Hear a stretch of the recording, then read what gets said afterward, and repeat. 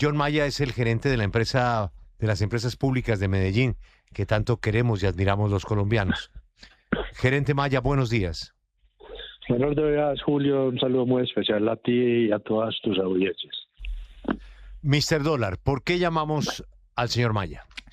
Pues mire, Julio, porque la Agencia Nacional de Licencias Ambientales dio vía libre para que Hidroituango pueda almacenar, aumentar su capacidad de almacenamiento de agua para hacer frente al fenómeno del Niño hasta llegar a 420. Eso, Julio, es la importancia de lo que se está dando, de lo que se le está autorizando a Hidroituango. Sí. No sé, a ver, el día de ayer o en la semana pasada también hubo un comunicado de la Agencia Nacional de Licencias, la ANLA, en las cuales autorizaba pues subir el embalse de Ituango a la 420. Sin embargo, hay que hacer como una cronología en varias precisiones. La licencia original, la resolución 155 del 2009, el diseño original del embalse era la cota 420. Después de que pasó lo de la contingencia, en el año 2018 nos empezó a regir otra resolución que era la 820, en las cuales nos decían no puede hacer cosas distintas a las que tenía originalmente porque este ya es una condición de contingencia. El año pasado, en enero del 25, esa resolución 820, que era la que nos regía hasta el momento, pues ya fue derogada y la reemplazó la 457, en las cuales nos decía usted puede volver a su condición original de la cuota 420. Entonces ya nos daba autorización desde ese momento para subir a la 420, pero existía algo que estábamos definiendo con la es antes de la contingencia, pues ya se había hecho una poda o el aprovechamiento forestal de lo que implica el embalse, pues o el vaso del embalse. Cuando ocurrió la contingencia, eso no se siguió haciendo porque, como les digo, nos regía otra resolución. En el año pasado, cuando nos dieron derogaron esa resolución, volvíamos a la condición original, pero quedaron 68 hectáreas que se habían en ese momento ya podado, rebrotaron, porque desde el año 18 hasta el 25, 26 ya había un rebrote, y lo que le preguntamos y lo que le dijimos al ANLA, este sector que ya había sido podado, pues lo podemos volver a hacer. En su momento habían dicho que no, porque había que hacer una modificación menor. Y eso nos llevó a que el 21 de abril de este año hiciéramos esa solicitud, hicimos unas mesas con la ANLA, se estudió esa solicitud y ahí termina pues lo que el comunicado que sacó el ANLA ayer y la semana pasada, en los cuales dice, señores, no es necesario hacer modificaciones, usted está autorizado para que suba el embalse de la cota 420. Ese es en resumen lo que ha pasado. Gerente, con este aumento de la cota a 420, ¿van a aportar al sistema energético del país en materia de demanda? ¿Qué porcentaje? Hoy está en el 11,13%, ¿sube a cuánto?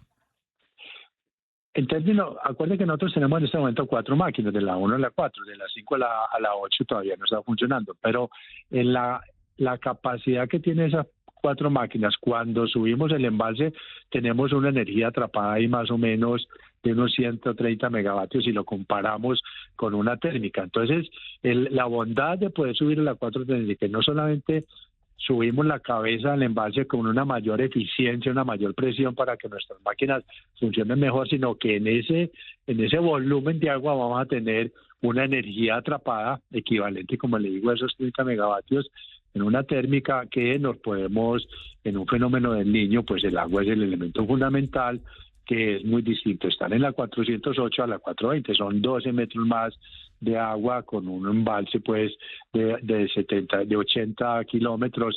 Eso implica una energía atrapada y muy importante. Gerente, el gerente también de Hidroituango, Alejandro Arbeláez, había indicado que de no subir esa cota a 420 podría haber incluso la necesidad de apagar algunas de las turbinas.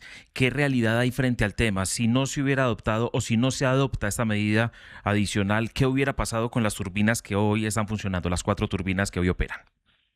Pues eso depende del caudal del río. El caudal del río Cauca oscila entre unos 600 metros cúbicos por segundo en épocas de mucho verano, 500, y unas 2.000 o 2.500 en una época de invierno, no de un fenómeno de la Niña, pues que los caudales son más grandes. Entonces, decir que si se apaga o no se apaga, pues es relativo, porque hay un embalse que está respaldando pues la generación. Pero sí en condiciones extremas nos lleva a que haya que replantear cómo es la generación. Eso más o menos son unos 157 metros cúbicos por segundo de cada máquina. Multiplíquelo por 4, necesitamos mínimo unos 500, 550 metros cúbicos por segundo.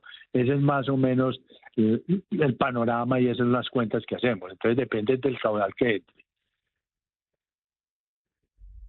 ¿Por qué también no miramos un poco el tema de Guatapé, gerente? El tema de Guatapé es fundamental para la generación de energía eléctrica en el país y siempre que hay sequía hay una preocupación porque vemos el embalse muy bajito y no solo por Guatapé, sino que de ahí comienza una cadena de generación de energía de varias generadoras. Contemos un poco cómo está ese panorama. Pues hoy estamos, lo voy a decir así, relativamente bien. Guatapé es el embalse más importante que tiene Colombia porque esa es una regulación multianual, o sea que te resistiría un año con el agua que tiene para poder generar. Los otros embalses te resisten 2, 3, 4 meses como máximo, en cambio se te resiste un año. Si hoy hacemos la cuenta en el agregado nacional, o sea, la suma de todos los embalses en qué nivel están, pueden estar en un 63% de energía y en un 52% de agua.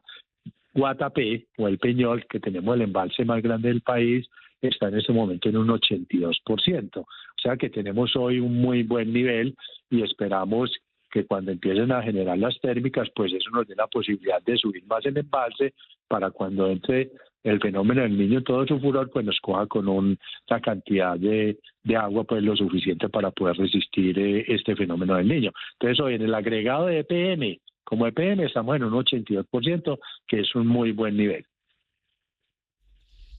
Es John Maya, el hombre al frente de las empresas públicas de Medellín sobre este tema de las preocupaciones de sus embalses. Don John, muchas gracias por atendernos y le deseo un feliz resto de jueves.